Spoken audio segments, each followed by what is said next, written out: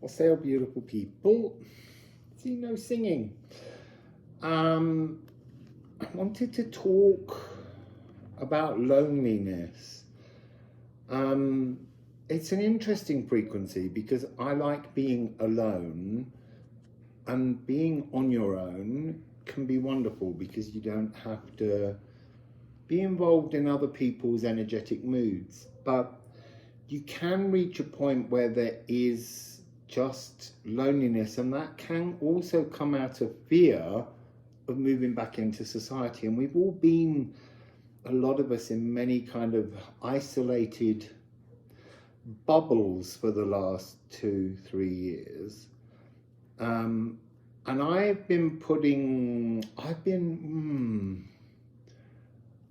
misrepresenting or ignoring loneliness. There's a couple of cards in this deck here. I've been putting things down to loneliness when in truth they're really another stage of grief. And this card, this Five of Cups, is very much about grief.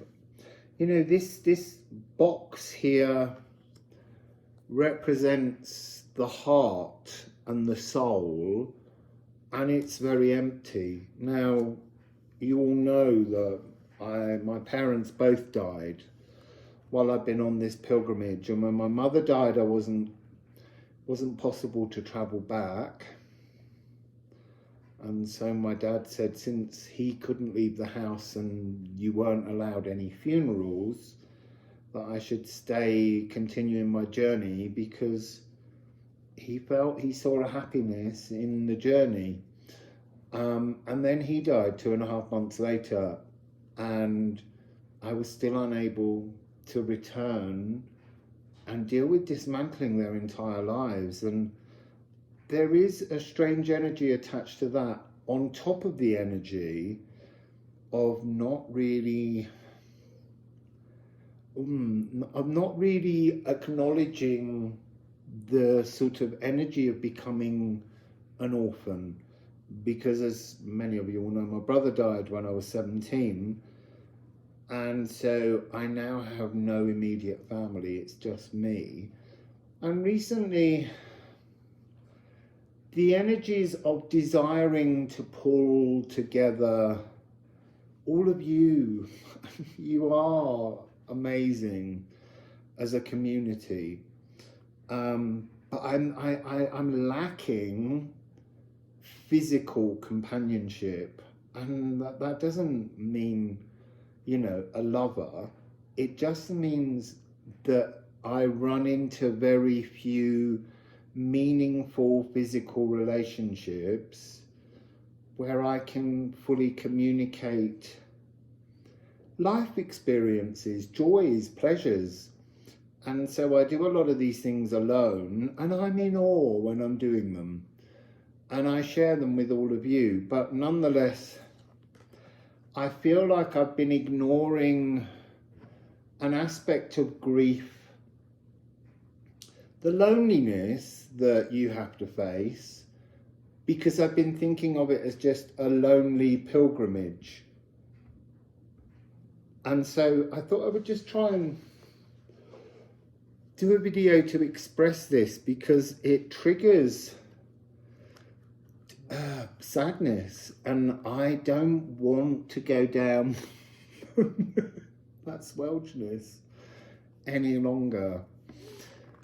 But in order to not go down the swelterness, you have to face the swelterness.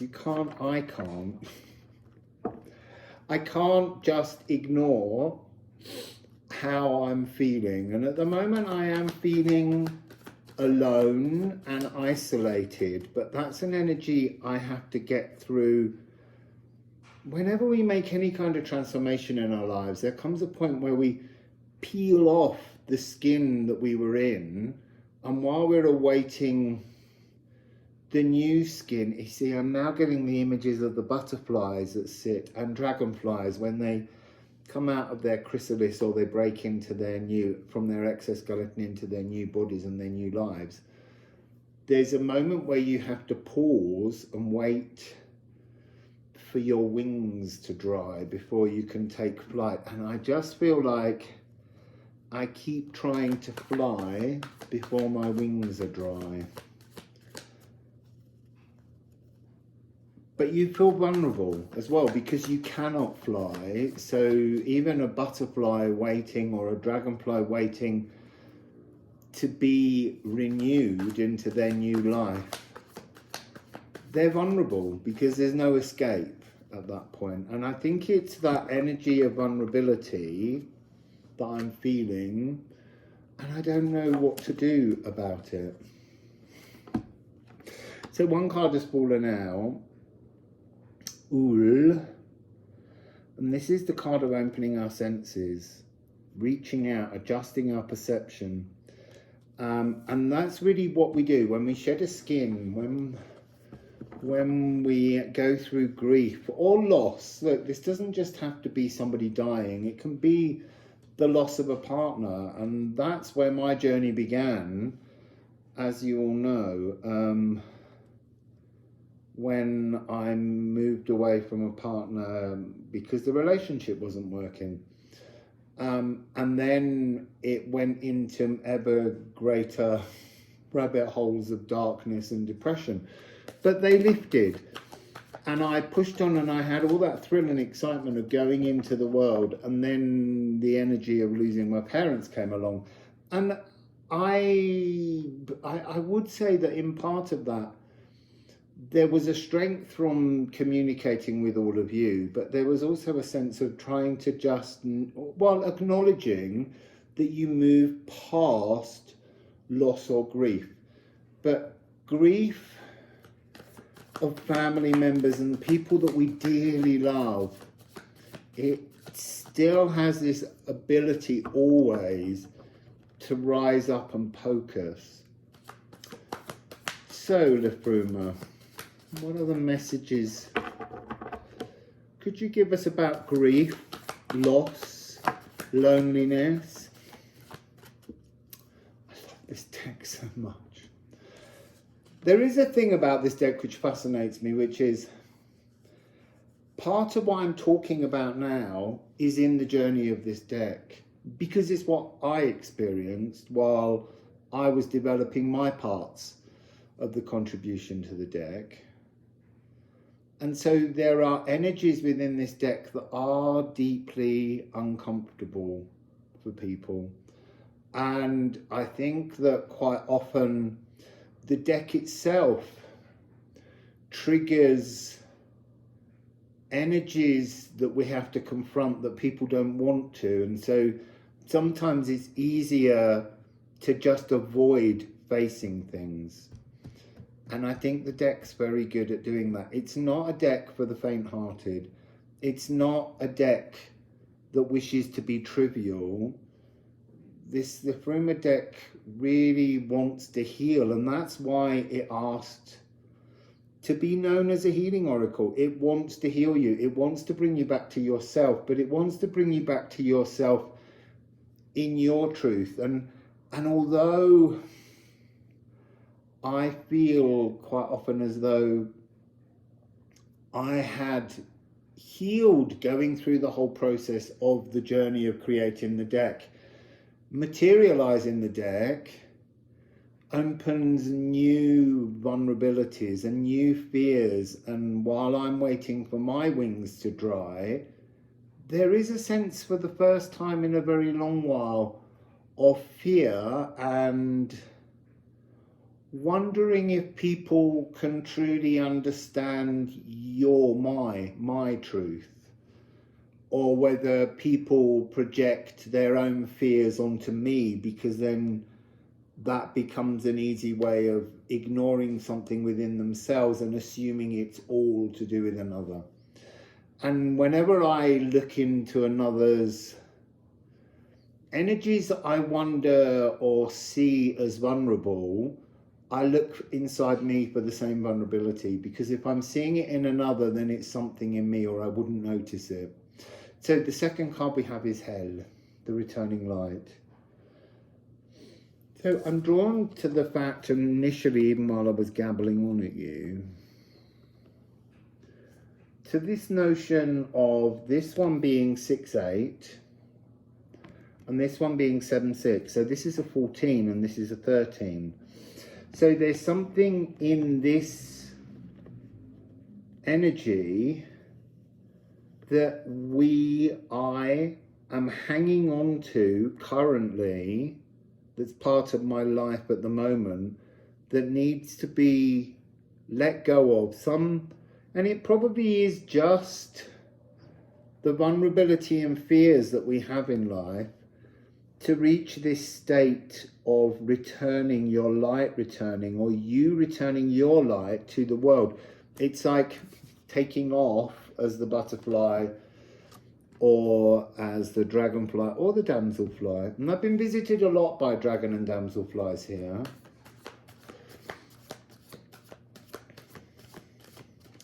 It's interesting, when I went to the butterfly sanctuary for the Leo reading the other day, they were explaining the life cycles and the speed, because actually many butterflies don't live very long. So they got to run around, racing around, reproducing. And I asked them, I said, I'm not disbelieving you, I understand all of that, but in Britain we only see butterflies and caterpillars and their eggs and their chrysalis in the summer months when it's warm. I said, so at what stage in their cycle of life are they pausing? And she said they hibernate. I said, yeah, I get that, but what the egg, does the egg wait? Because they gave me specific times for each part. I mean, caterpillars seems to be the longest part of their life. And apparently they hibernate in the butterfly stage, which fascinated me, because it's a completely different cycle, and that's a long period of hibernation. It must be, what, 9 months? 8-9 months in the UK. So what else can you tell us here, Liffruma, about loneliness, how we face the challenges of loneliness? Oh, you see, I saw the card on the bottom, which was Gununga Gap, and I thought it was flashing, this one, at me. This is the divine grief. It's almost characlo energy. It's got that energy frequency of an emotional bleed. And it does talk about in this, profound heart wound bleeding, grief pouring, emotions soaring, tears raining down ceaselessly. And I thought I'd go over that. But this card, this is a divine 9, this 7-2. This is a really powerful and profound card of spiritual growth, or the opportunity for spiritual growth. And it came as a split. It was a group of cards, but only 2 were really showing. So this was showing, and this was showing. Waken. So there's something here about the profound power and strength of awakening honestly to the emotional pain of loss, of grief, of isolation.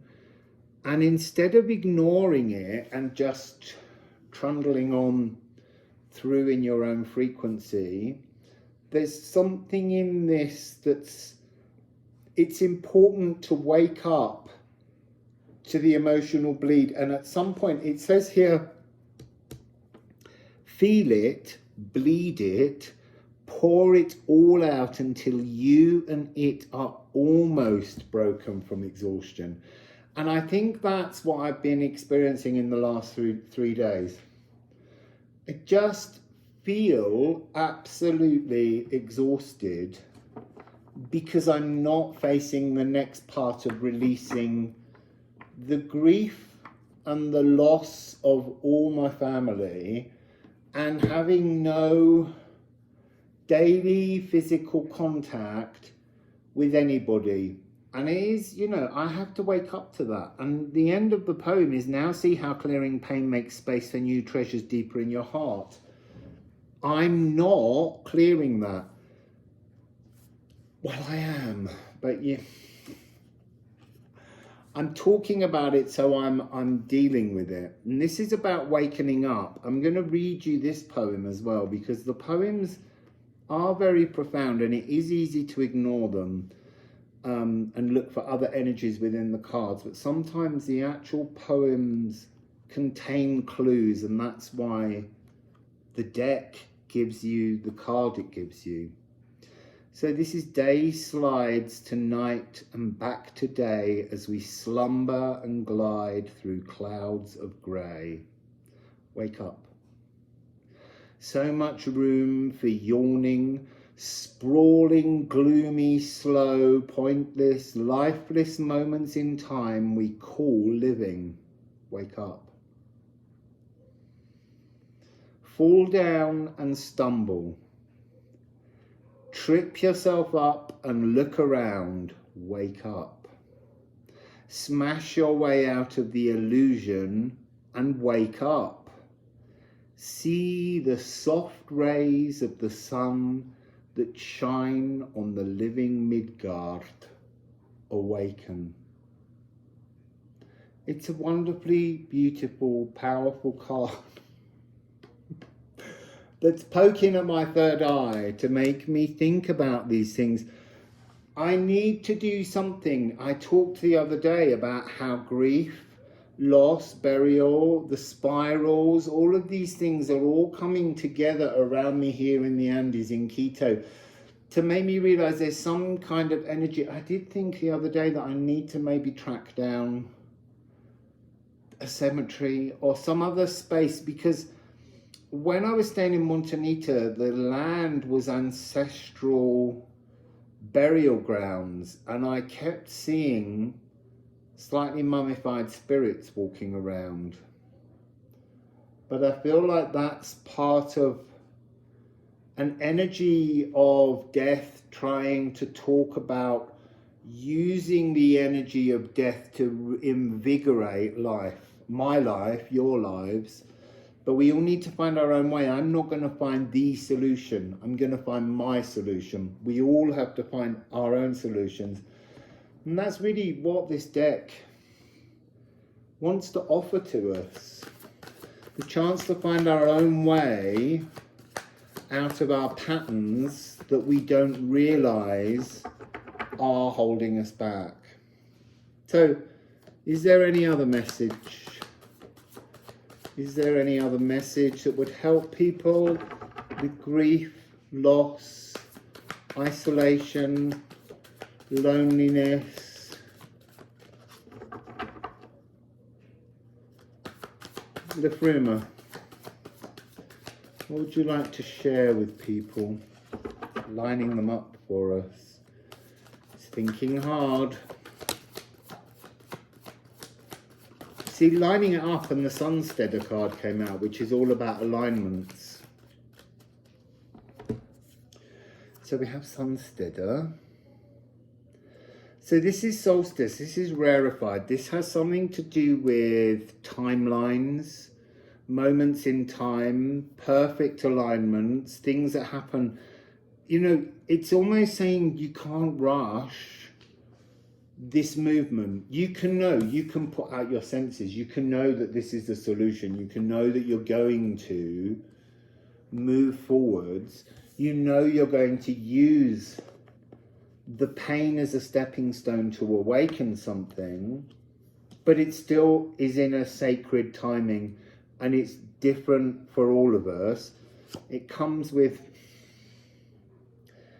3-6, 3-7-3-6. Again, it's this energy of just taking one thing away. In here, this is very strongly, this Ego Shamir is coming across very strongly as ancestral protection wrapped around you. And somehow that keeps us in a state of leche.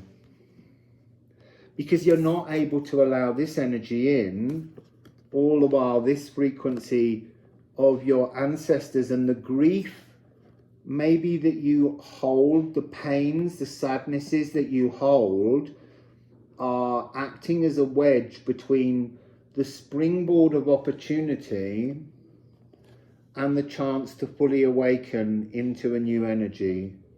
And there's vulnerability in this space, which is why the ancestors protect us.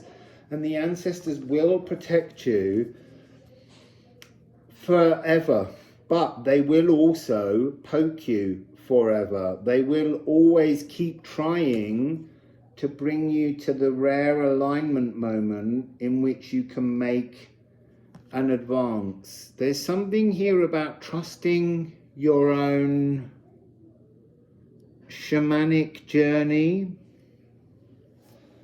understanding the addictions of grief, of loss, the ability that grief and loss gives us to manipulate. That can be a huge comfort to some. Oh, please don't say that to me, I'm still grieving. All of these kind of energies rise within us, and they're all part of that ancestral thing. But this alignment, this rarefied moment of preparing to awaken, is an essential step. But you will feel vulnerable. Please acknowledge before you go into it that vulnerability is a beautiful frequency of transformation that the butterfly and the damselfly and the dragonfly all pass through. To have their day in the sun, days, however long. But dragonflies and damselflies begin at the bottom of a pond and they breathe water, and when they transform they breathe air and then they fly. That's a completely, so unbelievably different lifestyle. Caterpillars and butterflies is really interesting. I don't know the ins and outs it can't be the same for dragonflies and damselflies because they're still conscious when they decide to crawl up a reed and stick their head out of the water.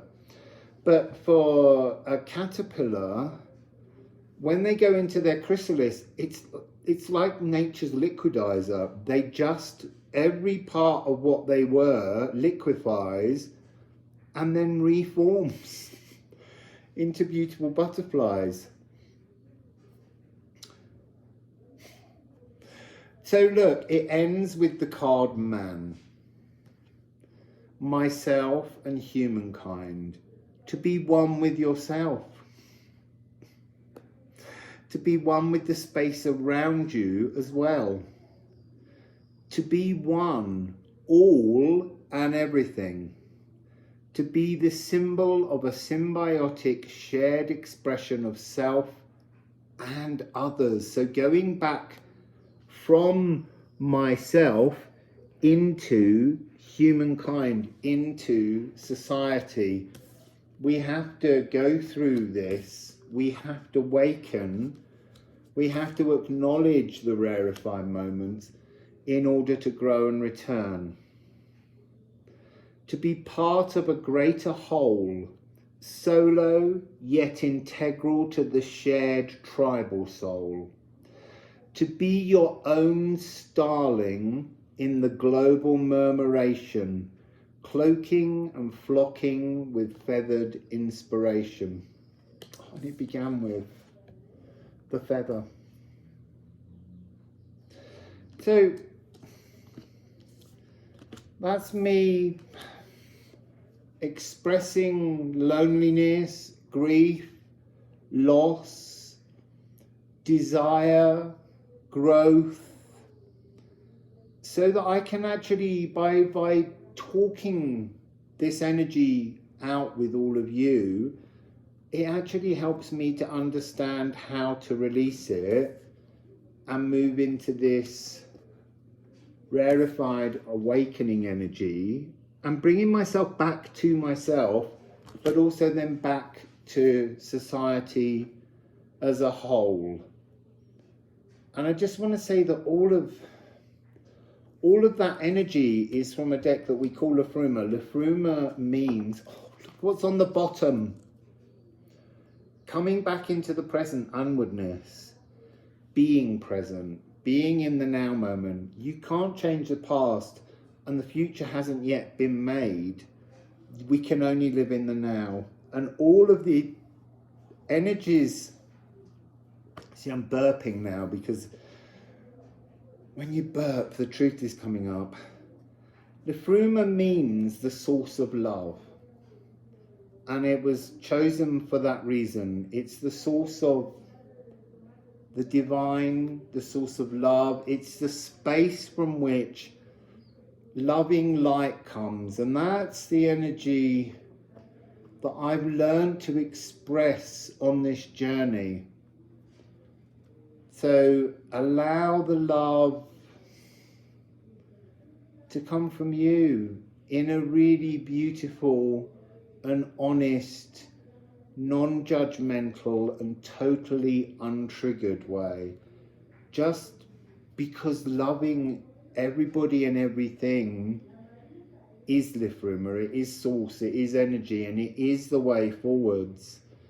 And it is non-judgmental. That's the really important part that I think is, for most of us, it is our stumbling block. We can't help having been programmed to be judgmental of others. I find for me, I'm more judgmental of myself than anyone else. And I hurt myself with those judgments. So that's my awakening energy, is to not hurt myself through judgments, because I'm not judging others. I've given that one up a long time ago. You know, everybody deserves understanding, because we're all going through journeys, and we will all come into those frequencies in our own space and our own time. So anyway, what's up, beautiful people? And any Scorpios watching, your reading is coming from the equator. I'm trying to get to a cascade of waterfall for you, and I haven't managed to get there yet, so just hang on in there for your equator message. Wassail.